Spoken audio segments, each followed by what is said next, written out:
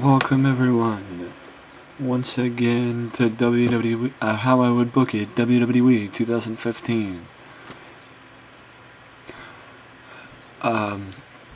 We are 2 weeks away from, WrestleMania, live on pay-per-view, But tonight, we start Smackdown off with the COO of WWE, Triple H. And Triple H is calling out the Icon, the WWE given nickname, the Vigilante, Sting. Sting appeared last week on Raw, saving Randy Orton from an attack on from the Authority.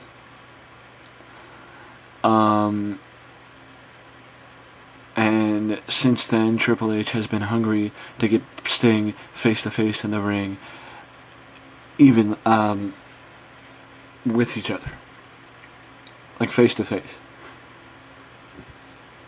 to duke it out. But Triple H lays out the challenge. No response.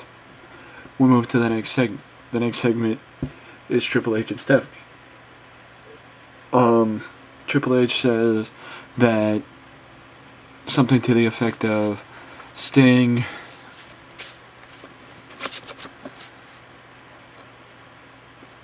I remember during the Monday Night Wars, during the Attitude Era, when people kept talking about WCW, they would mention one name, and that name would be Sting.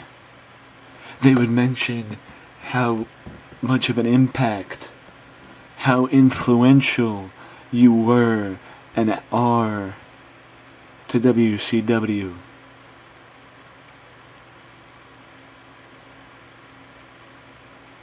Fast forward a couple years, Stinger. We bought WCW. My father-in-law, Vince McMahon, bought your company and put you out of a job. Now, during that time, I was on the shelf with an injury, but Sting, drones of WCW alumni came flowing in through the doors. Once Vince bought WCW, he opened the floodgates for the WCW rejects to come jumping ship and joining WWE. But not you. Because you're a coward. And you're proving it. Steph jumps in and says, Sting, in the years after, my father bought your company, the company you were the franchise of, every other big name from the company came in. Kevin Nash, Hulk Hogan, Goldberg, Booker T, Scott Steiner. They all came and they all fell to my husband, Triple H.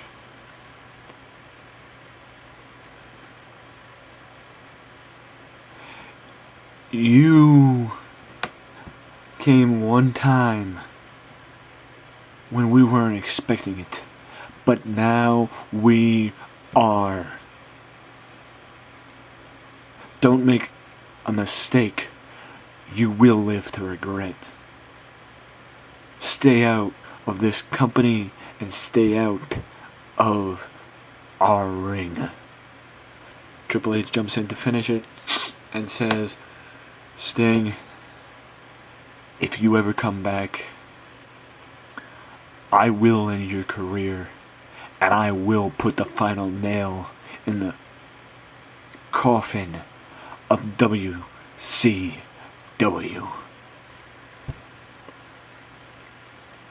Just as they're leaving, AJ's music starts. AJ comes out and shoots on the Authority. AJ says, isn't it true that you both think that the face of this company, that to be the face of this company, you have to have a certain look. You have to have a certain physical ability to yourself. You have to be a certain size, have a certain muscle mass. What if you're proven wrong? What if somebody defies the odds and breaks the glass ceiling and makes it to the top and becomes a bigger star than your chosen franchise?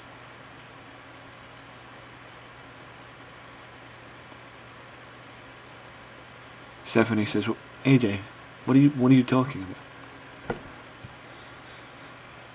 I'm talking about the fact that you are taking your frustrations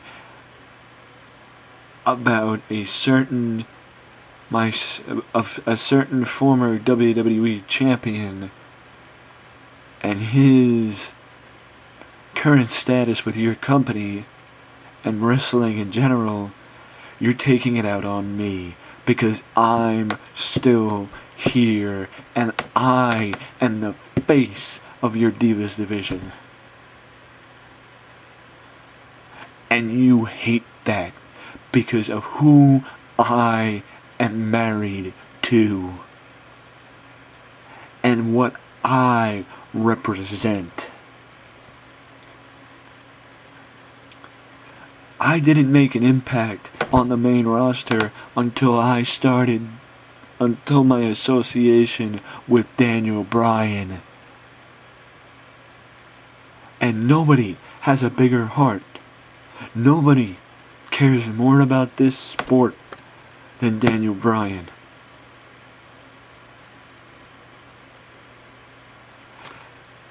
And then I started doing things with my husband. I started working with my husband. And he showed the dedication, the passion, and the pride he has for this. And I echo the same sentiments. I am the same as him. I have the passion, I have the pride, and I know that in my life there is nothing else would have rather done than be standing in this ring right now holding this. And you too hate that. You hate the fact that by defying the odds, I have kept this Divas title.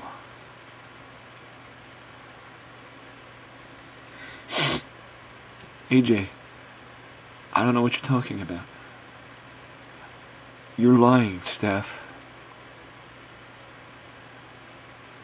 You hate the fact that my name is AJ Lee Brooks.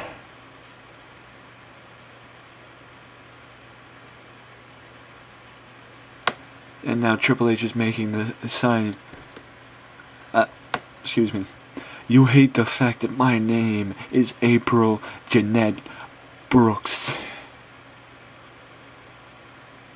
Now Triple H is making the sign for the truck to cut her mic, and Stephanie says, AJ, you crossed the line. You crossed the line. And you know what? Tonight, you will be in a 1-on-3 handicap match against Nikki, Brie, and Tamina. Oh yeah. And your frenemy, your little pal Paige, is banned from ringside. The authority always wins. We move to the next match. I figured Look, I figured, I've been doing this since last November. Been videotaping for a little longer. But I don't remember the last time I did a triple threat match. So, I figured, why not? Let's do a triple threat match. Christian, Curtis Axel, and R-Truth. Random triple threat match, yes, but 68's a solid rating. You know? So, I figured, why not? You know? Okay, let's move on. I did not forget about this match. If you remember on Raw, I made mention to the fact that Dean Ambrose was going to face Bad News Barrett tonight in a rematch from last week. And Dean is doing his pre-match promo with Renee Young. And Dean's going to keep this short. Renee asks, "So Dean, do you have anything to say before your match tonight?"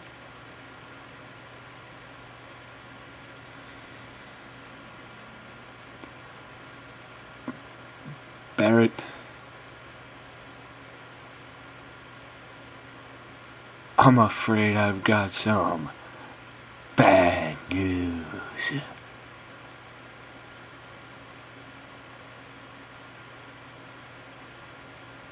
"I'm gonna beat your ass." "I'm gonna enjoy it." Now we move to this. If the game would actually go. Did I click it? No. Here we go. Dean Ambrose is making his entrance to the ring. And then from out of nowhere, he gets attacked by Bad News Barrett. And the two have a pull-apart brawl. Being broken up by referees and announcer, staff and all that. Now we move, following a commercial. The Usos are backstage, just talking. That's it, they're just talking in the locker room to each other. Jimmy tells Jay, it feels like they've been off. Like they're not, as fluid as they were back, a couple months ago. And then Jay says, "Yeah, maybe we had something on our mind. Maybe we're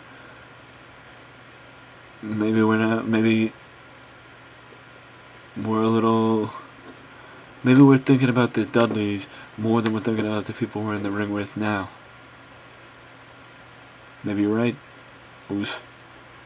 Maybe we're not focused." Jade nods. "I'll tell you one thing, though. When WrestleMania rolls around and we get in the ring with the Dudleys, no doubt we're going to be focused. And no doubt we're walking out with the WWE Tag Team titles." Next match is Dolph Ziggler versus John Walters. See, John Walters did really good, or did better than I thought he would have, on Monday against Bad News Barrett. So I figured, why the heck not? Let's put him in another match.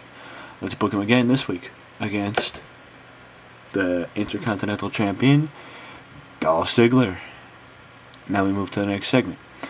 Dolph talks about Daniel Bryan. We're just going to keep getting closer and closer. Little by little, we're going to be inching our way towards WrestleMania and all or most of these feuds coming to a head at the big event in Santa Clara, California. Dolph says, "Daniel, you think that makes you special because you got a stupid catchphrase? You think that these people are gonna remember you because you screamed yes or shouted no?"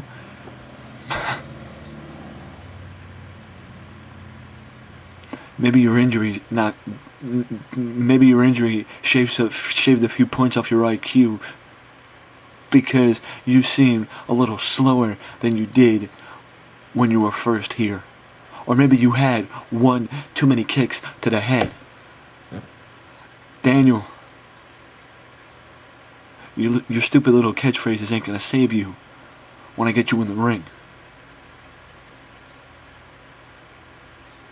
Because this title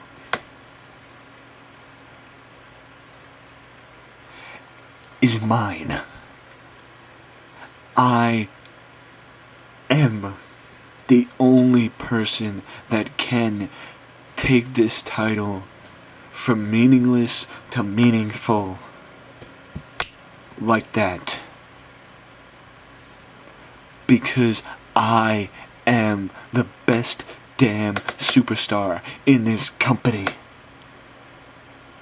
I'm the best in that ring, and I prove it every single night.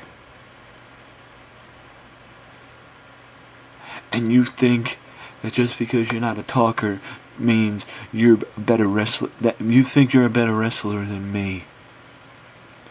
Daniel, you're in for a big surprise when WrestleMania rolls around.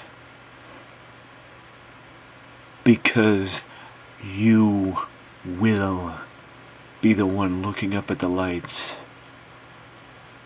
and realizing you lost.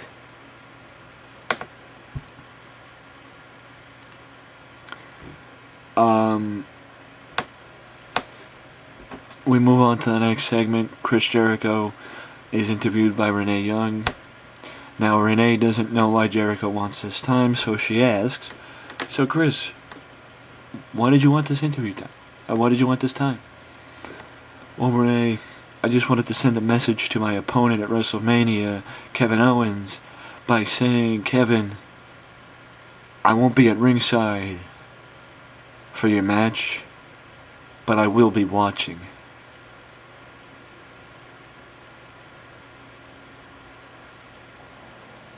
Good luck, kid. Now we move somewhere in the backstage area. Paige is seen talking to the makeup artist backstage. I don't remember her name, but she was seen on a couple episodes of Total Divas. But Stephanie walks up to talk to Paige, and Paige asks Stephanie, why is she banned from ringside for AJ's match, and why is she being unfair to AJ? Stephanie says something like this: I put AJ in the match that I did because she disrespected the authority, and you cannot disrespect us. And by the way, Paige, if you think that you have the ability to interfere in AJ's match tonight to help her, if you even show up at ringside at any point, you will be out of the Fatal 4-Way at WrestleMania for the Divas title and suspended indefinitely without pay. Do you understand?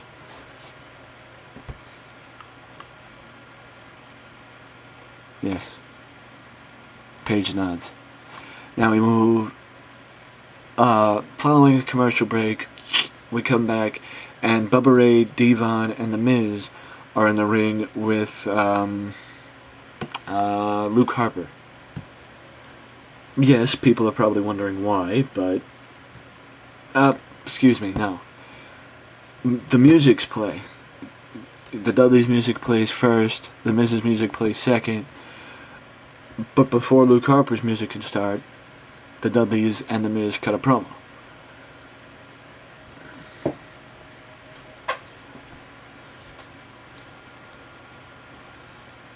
The Miz says, "You people might not realize, but me and the Dudley boys actually have something in common. What we have in common is that we both are having a tough time dealing with people having to share the spotlight with ungrateful upstarts.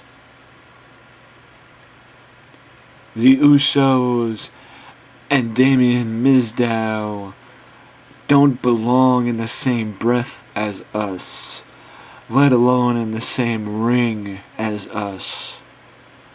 But we felt generous tonight in giving each and every one of you the treat of a lifetime. Christmas in March, The Miz and the Dudley Boys team up for one night only. The most must-see WWE champion and the A-list celebrity in Hollywood teams up with the greatest tag team in the history of the WWE. One night only. And Bubba takes the mic for a short stint. I never thought I'd agree with the Miz, but he said what he just said is in every way possibly correct. We are the greatest tag team in the WWE. He is the most must-see WWE champion and the A-lister from Hollywood. But the other thing that he's right about is the Usos never have faced an established dominant force like us before.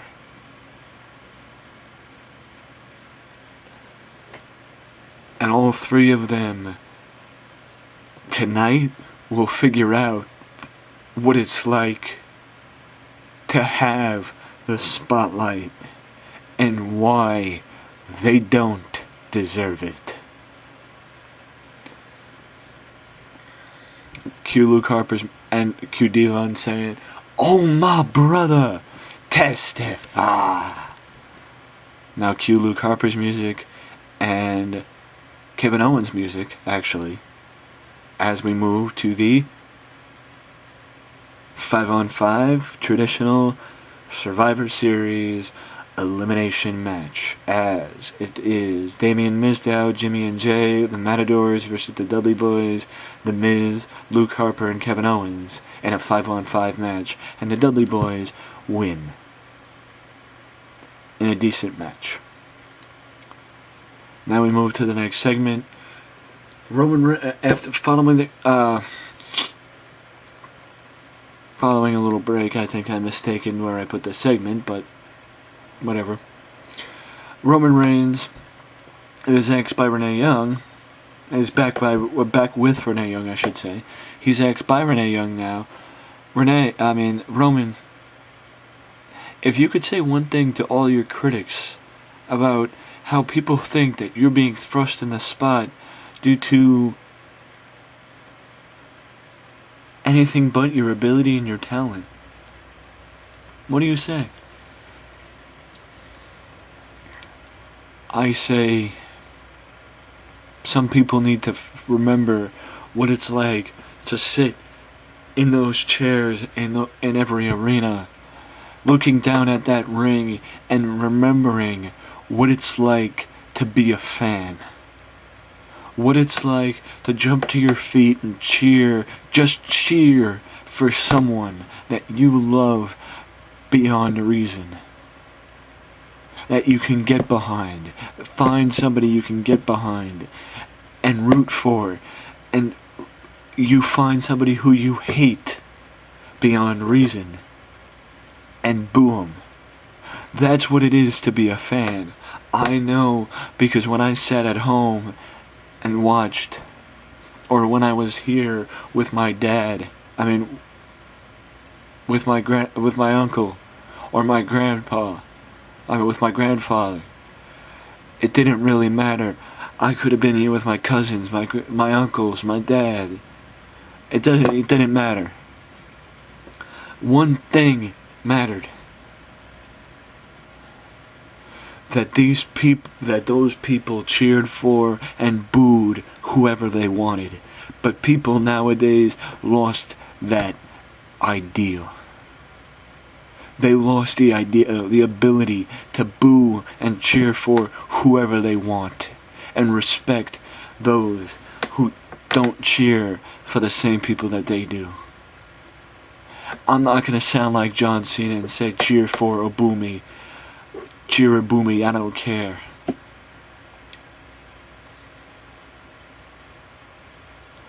You can cheer for me. You can boo me. You can hate me, you can love me. But respect me. Because come WrestleMania, I'll be the one that beats the one who calls himself the Beast, and you can believe that. Now we move to a video package highlighting the new and improved Eric Rowan, who may not be returning, who probably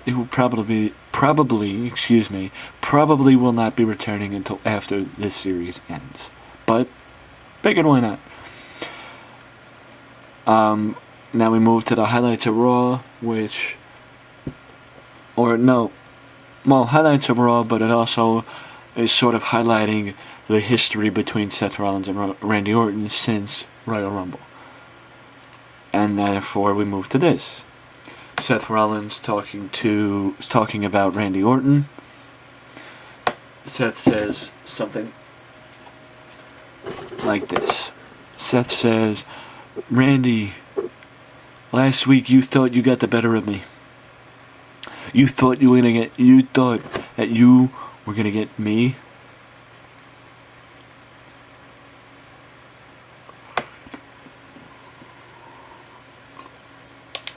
You crossed over the line, Randy, when you attacked Joey.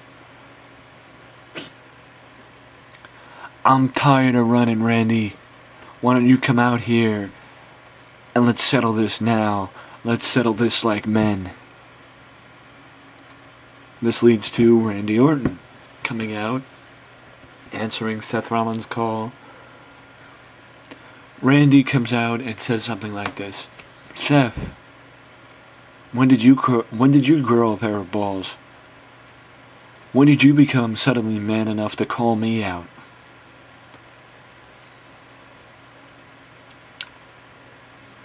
I've never backed down from a fight, and I'm not gonna start now. If you wanna start it tonight, you wanna finish it tonight, let's do it right now. Just before Randy gets in the ring, this happens. Seth used himself as bait to get Randy to come out, and Kane and J&J Security attack Randy Orton as he's making his way to the ring. And then they send Randy into the ring, and Randy gets hit with a curb stomp, leaving Randy down and out in the middle of the ring, and the Authority celebrating above him. Now we cut to commercial. As we come back, John Cena is standing in the ring, John Cena's music plays, he comes out, and it's now time for the John Cena Open Challenge. John Cena, it's just a plane, he challenges anybody in the back, and he finishes with, "You want some? Come get some." And the answer to his challenge is Justin Gabriel. Why am I doing this? Partly because John Cena's so good. Partly because I have nothing for Cena. The other part is, maybe I'll find somebody to feud with Cena. So, yeah. That's the end of the show. I've said it before and I'll say it again, and I'll keep saying it probably until the last show, the last Smackdown before WrestleMania, which right now, my friends, 2 weeks away, WrestleMania, live on the WWE Network. But first, I wanted to say something, and that is that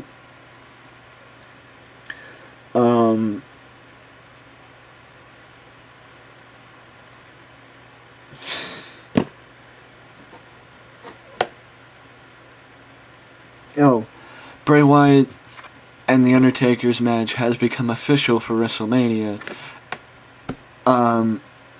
It became official for WrestleMania hasn't become official for WrestleMania just yet. That's what I meant to say. It hasn't been official to WrestleMania just yet, but it will be soon. The matches will start clearing up and becoming more clear, and can be continuing to be confirmed as we get closer to WrestleMania.